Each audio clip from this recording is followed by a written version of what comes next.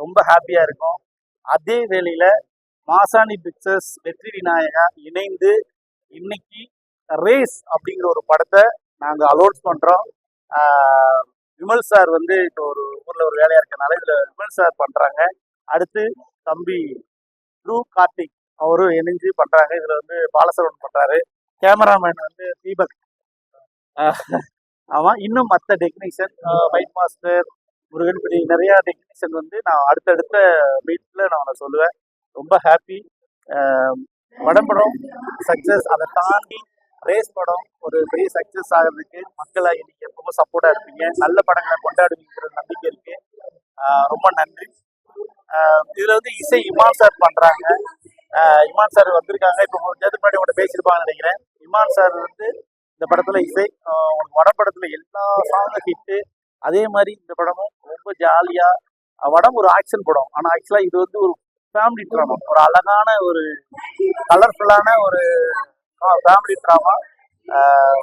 Race மிக சீக்கிரம் உங்கள்கிட்ட வந்து சேர்க்குறோம். நன்றி சார். எங்களுக்கு இதெல்லாம் சென்சார் எந்த பிரச்சனையும் இல்லை சார். நம்ம சென்சாருக்குன்னு சில கட்டுப்பாடுகள் இருக்குது. அது அதன்படி நடந்தோம்னா சென்சார் வராது சார். எனக்கு நான் ஒரு 4 படம் பண்ணி இது 5வது படம். எனக்கு இது வரைக்கும் இறைவனால் எந்த சென்சார் பிரச்சனையும் வந்தது இல்லை.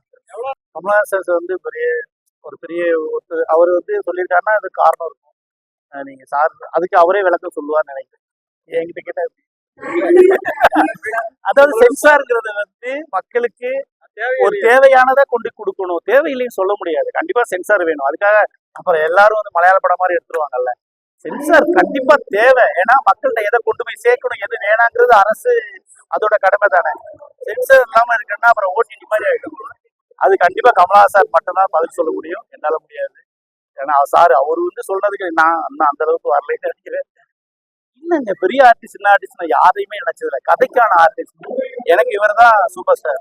ஏன்னா என் கதையை யாரால கொண்டு போக முடியும்? விமல் சார் தான் எனக்கு சூப்பர் ஸ்டார். த்ரூ எனக்கு சூப்பர் ஸ்டார்.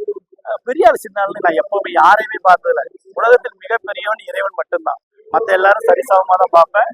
அது யாரா இருந்தாலும். என் ஹீரோ எனக்கு பெரியவன் அப்படி கிடையாது. ஒரு கதை யோசிக்கும் போது ஒரு ஹீரோவை கேட்கும். ஒரு ஹீரோவுக்காக கதை பண்ணா அது மசாலா போடுமா. அது வேற ஒரு இந்த ஹீரோக்களுக்கு பண்ற மசாலா படமா இருக்கும். நாங்க அப்படி பண்ண முடியாது. ஒரு நல்ல கதை நல்ல ஹீரோக்களை தேர்ந்தெடுக்கணும். ரஜினி சாரே நடிச்சாலும் கதை உள்ள படம் தான் ஓடும். அதுக்கு எத்தனையோ உதாரணங்கள் இருக்கு. Rajini sir super star.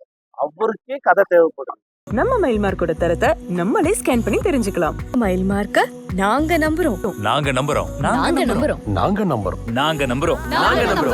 நாங்க நம்புறோம்.